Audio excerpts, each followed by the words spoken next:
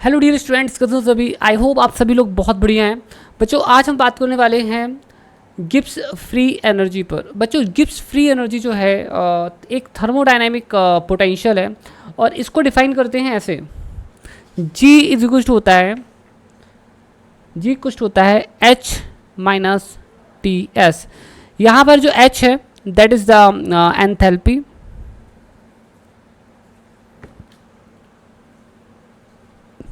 ठीक है।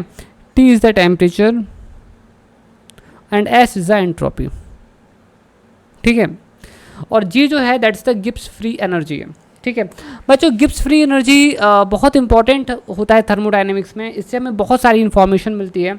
तो सबसे पहले हम जानेंगे कि जो गिब्स फ्री एनर्जी है इसकी मतलब what is the importance of the Gibbs free energy. तो स्टूडेंट्स अब आपको एक चीज़ समझनी है कि गिब्स फ्री एनर्जी किसी भी सिस्टम में के लिए for any system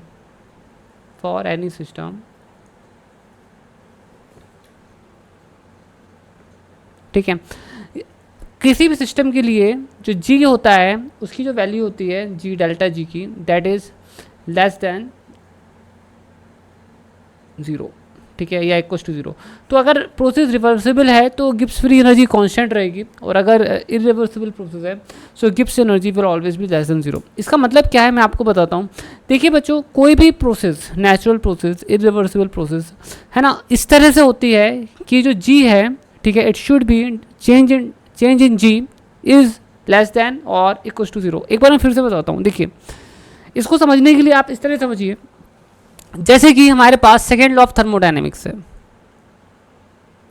second law of thermodynamics है। तो सेकेंड लॉ ऑफ थर्मोडायनेमिक्स क्या कहता है? तो सेकेंड लॉ ऑफ थर्मोडायनेमिक्स कहता है कि कोई भी नेचुरल या इरिवर्सिबल प्रोसेस सिर्फ ऐसे ही हो सकती है जिसमें डेल्टा एस या तो ग्रेटर देन 0 होगा या तो इक्वल टू होगा। मतलब इनके कहने का मतलब ये है कि एंट्रोपी मतलब डिसऑर्डर या रैंडमनेस हमेशा बढ़ती है। कोई भी नेचुरल या इरिवर्सिबल प्रोसेस होती है तो एंट्रोपी हमेशा बढ़ती है, और अगर रिवर्सिबल साइकिल होगी, मतलब सॉरी रिवर्सिबल प्रोसेस होगी तो उसमें एंट्रोपी कांस्टेंट रहती है। तो सेकेंड लॉ ऑफ थर्मोडायनेमिक्स जो है वो डायरेक्टली किससे जुड़ा हुआ है? एंट्रोपी से जुड़ा हुआ है, जो कि एंट्रोपी को बताता है कि प्रोसेस ऐसे होती हैं, कोई भी नेचुरल प्रोसेस सिर्फ उसी वे में हो सकती है जिस वे में एंट्रोपी जो होती है, चेंज इन एंट्रोपी, जो यूनिवर्स की एंट्रोपी है वो इंक्रीज होती है। अब स्टूडेंट्स देखो यहाँ गिब्स फ्री एनर्जी का क्या सिस्टम है। देखो एस क्या होता है? डेल्टा क्यू अपॉन टी, है ना, heat transfer at temperature T. देखो डेल्टा जी का सिग्निफिकेंस क्या है? देखो जी हमने आपको बताया ना, एच इट इज जी कुछ तो हमने आपको क्या बताया था, एच माइनस टी एस, ठीक है। अब देखो गिब्स का क्या है, देखो जिस तरह से एंट्रोपी हर एक नेचुरल या इरिवर्सिबल प्रोसेस के लिए इंक्रीज होती है, उसी तरह से किसी भी नेचुरल या इरिवर्सिबल प्रोसेस के लिए जो जी की वैल्यू होती है वो हमेशा डिक्रीज होती है। इट ऑलवेज डिक्रीज, मतलब जो हमारी जो फ्री एनर्जी होती है सिस्टम की, जो अवेलेबल फ्री एनर्जी होती है, ठीक है, अवेलेबल फ्री एनर्जी होती है सिस्टम की, कोई भी नेचुरल इरिवर्सिबल प्रोसेस जो होती है, ठीक है, वो इस तरह से होती है कि हमारी जो फ्री एनर्जी है वो रिड्यूस हो जाती है, मतलब कम हो जाती है। तो बेसिकली हमारी जो फ्री एनर्जी होती है सिस्टम की वो रिड्यूस होती है। इसी तरह से हमारे जो नेचुरल प्रोसेस होती हैं, इरिवर्सिबल प्रोसेस है, वो इसी तरह से होती हैं और इसी डायरेक्शन में होंगी जिस डायरेक्शन में फ्री एनर्जी जो है वो रिड्यूस होती है। जैसे आपने देखा कि कोई भी नेचुरल प्रोसेस उस वे में होती है, उस डायरेक्शन में होती है जिसमें एंट्रोपी बढ़ती है, ठीक है, एंट्रोपी इंक्रीज होती है। इसी तरह से कोई भी नेचुरल प्रोसेस सिर्फ तभी हो सकती है जब हमारी फ्री एनर्जी रिड्यूस होती है। मतलब कोई भी प्रोसेस होगी तो उसमें फ्री एनर्जी मतलब अवेलेबल एनर्जी रिड्यूस हो जाती है। ये बहुत इंपॉर्टेंट है। ये दोनों लॉ इक्विवेलेंट हैं, इन दोनों में कुछ ऐसा डिफरेंस नहीं है। आप सेकेंड लॉ ऑफ थर्मोडायनेमिक्स से ये वाला जो लॉ है उसे डिराइव कर सकते हो। ये हमने हमारे प्रीवियस वीडियो में भी आपको बताया था, ठीक है। तो इस चीज़ को ध्यान रखना। अब चलो मैं यहाँ पर लिखता हूँ, तो ये हमारा हो जाएगा, ठीक है। So this will just lead to G F minus G I is less than equal to 0, so it will just give you G F is greater than less than G I. देखिए मैं आपको explain करता हूँ यहाँ पर कि क्या चल रहा है यहाँ पर। देखिए स्टूडेंट्स, आप यहाँ पर एक चीज़ समझ सकते हैं कि जो इनिशियल फ्री एनर्जी है वो ज़्यादा है और जो लेटर ऑन जो फ्री एनर्जी है वो क्या है, वो कम है। इसका मतलब ये होता है कि इसका मतलब होता है कोई भी नेचुरल प्रोसेस जो होती है उस सभी नेचुरल प्रोसेस में हमारे पास जो फ्री अवेलेबल एनर्जी है वो कंटिन्यूसली रिड्यूस होती है ना। अच्छा, यहाँ पर गिब्स फ्री एनर्जी से एक और इम्पॉर्टेंट चीज़ जुड़ी हुई है ना। तो बेसिकली हमारा सिस्टम इक्विलिब्रियम पर कब होता है? तो बेसिकली बच्चों हमारा सिस्टम इक्विलिब्रियम पर तब होता है जब हमारे सिस्टम की जो फ्री एनर्जी होती है वो मिनिमम होती है ना। So we can write that the state of minimum जी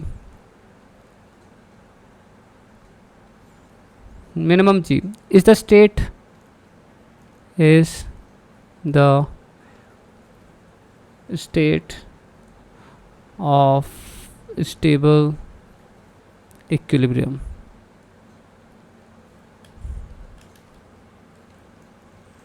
एक बार मैं आपको समझाता हूँ। देखिए, जैसे हमारे पास पोटेंशियल एनर्जी होती है, जब हमारी पोटेंशियल एनर्जी क्या होती है, मिनिमम होती है, तो वो कन्फिग्रेशन हमारे सिस्टम का स्टेबल कन्फिग्रेशन होता है, ठीक है। इसी तरह से अगर हमारे सिस्टम एक ऐसी अवस्था में है जिसमें उसकी जी मिनिमम है, तो वो जो सिचुएशन है हमारे सिस्टम की या वो जो कन्फिग्रेशन है हमारे सिस्टम का वो एक स्टेबल स्टेट होगा, ठीक है। तो बेसिकली देखो, एक कॉमन सेंस की बात है, अगर हमारे सिस्टम के पास ज़्यादा फ्री एनर्जी होगी तो वो उस एनर्जी के थ्रू वर्क करने की कोशिश करेगा, तो वो स्टेबल तो नहीं होगा।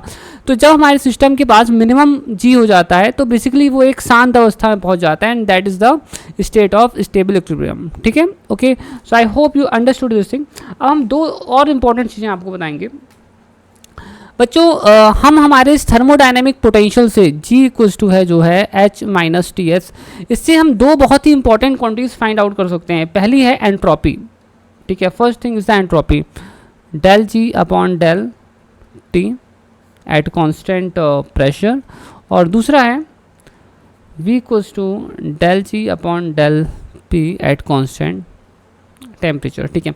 बेसिकली मैंने अभी डराइव करके बता दूंगा बट आपको ये याद रखने पड़ेंगे।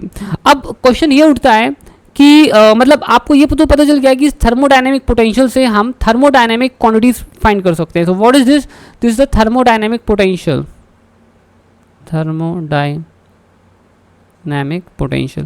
इस थर्मोडायनेमिक पोटेंशियल से हम थर्मोडायनेमिक क्वांटिटीज फाइंड आउट कर सकते हैं,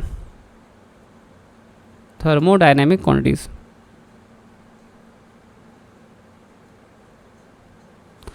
एक और बहुत इंपॉर्टेंट चीज़ है, मैं आपको बता दूं कि गिब्स फ्री एनर्जी जो है वो हमारे थर्मोडायनेमिक्स और स्टैटिस्टिकल मैकेनिक्स को आपस में लिंक भी करता है। So Gibbs free energy also links the thermodynamics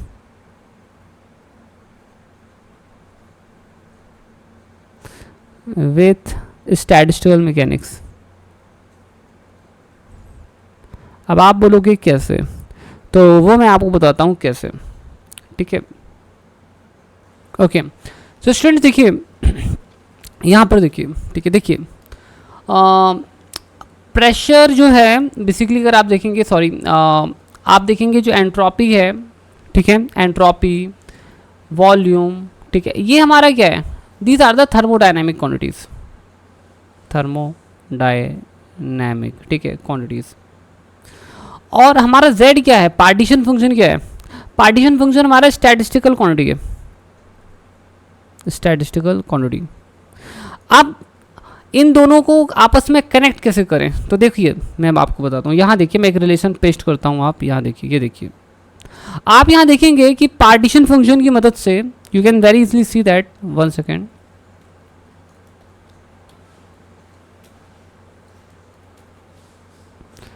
one minute students, I think या ठीक है। आप यहाँ पर देखेंगे कि हमारा जो पार्टीशन फंक्शन है, पार्टीशन फंक्शन की मदद से हम जो है गिब्स फ्री एनर्जी निकाल सकते हैं। और एक बार गिब्स फ्री एनर्जी मिल जाएगी तो हम क्या निकाल सकते हैं, then we can calculate out this entropy and volume.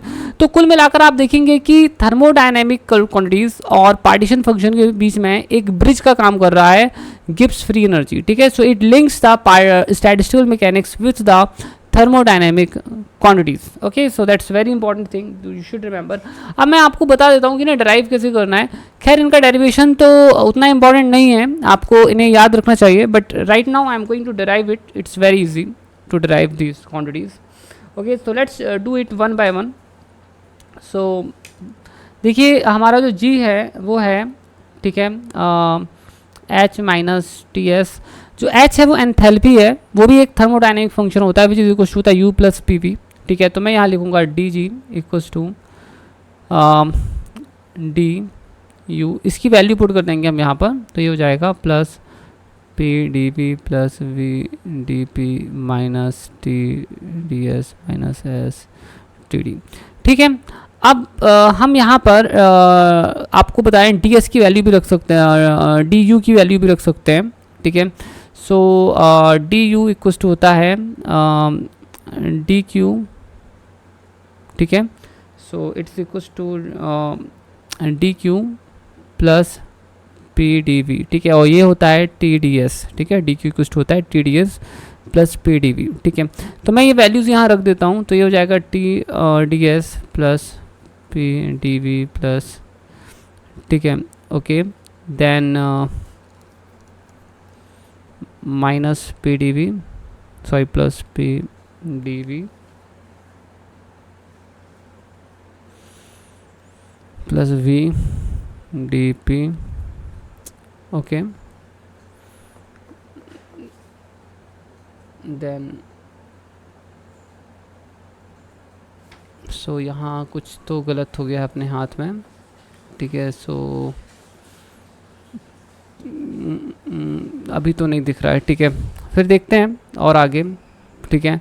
Minus T D S, ठीक है, माइनस एस डी टी, ठीक है। अब मैं यहाँ ये देखूँगा कि ऐसी कौन सी क्वांटिटीज़ हैं जो यहाँ पर कट सकती हैं, ठीक है, विच कैन कट।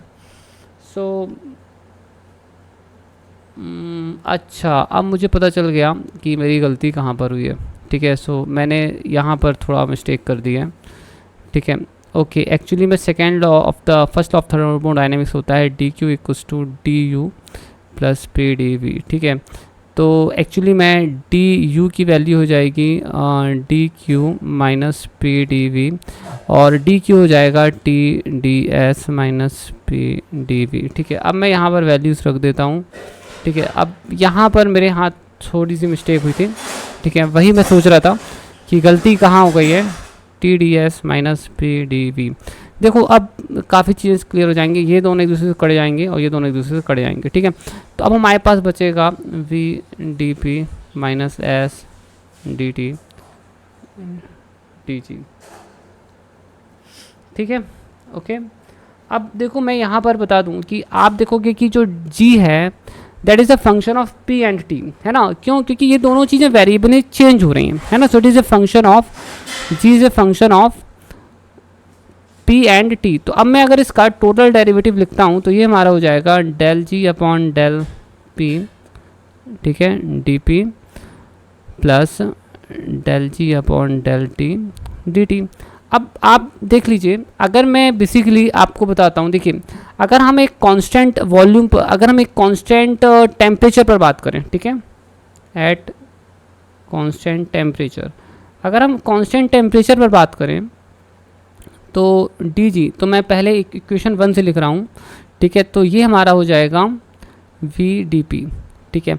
और वहीं अगर आप देखोगे इक्वेशन 2 से अगर मैं देखूँ तो डी जी कितना हो रहा है, ये हमारा हो रहा है del G upon del P D P. तो इस हिसाब से अगर हम इसे इन दोनों इक्वेशंस को इक्वेट करें तो ध्यान रखें एट कांस्टेंट टेम्परेचर, तो हमें पता चलेगा कि जो v की वैल्यू है वो है del G upon del P. और क्योंकि ये कांस्टेंट टेम्परेचर पर कैलकुलेट किया गया है, let's write T. In the same way आप ये शो कर सकते हैं, ठीक है, in the same way you can proof out that, ठीक है, दैट IS equals to minus del G upon del T at constant pressure. ठीक है, तो ये दो फॉर्मूलेज हैं जो कि बड़े काम के हैं, बहुत सारे क्वेश्चन सॉल्व हो जाते हैं। तो खैर वो तो मैंने ऑलरेडी यहाँ लिख दिए हैं, आप यहाँ से देख सकते हैं। सो इट इज़ वेरी इजी बच्चों। बेसिकली इसके साथ ही पर ये जो गिब्स फ्री एनर्जी वाला जो कॉन्सेप्ट है ये यहाँ पर ख़त्म हो जाता है। आप इसको आगे के लिए ज़रूर ध्यान रखना। और मैं आपको एक चीज़ जाते वक्त एक और चीज़ बताना चाहता हूँ। ठीक है, so I will be just be writing a spontaneous change. ठीक है, so you just note it down, a spontaneous change मतलब एक ऐसा चेंज जो अपने आप होता है। ठीक है, spontaneous change will occur in the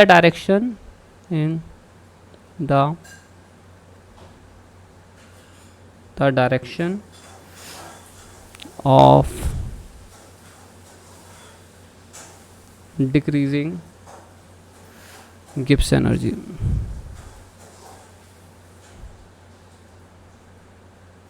ठीक है, while in a reversible process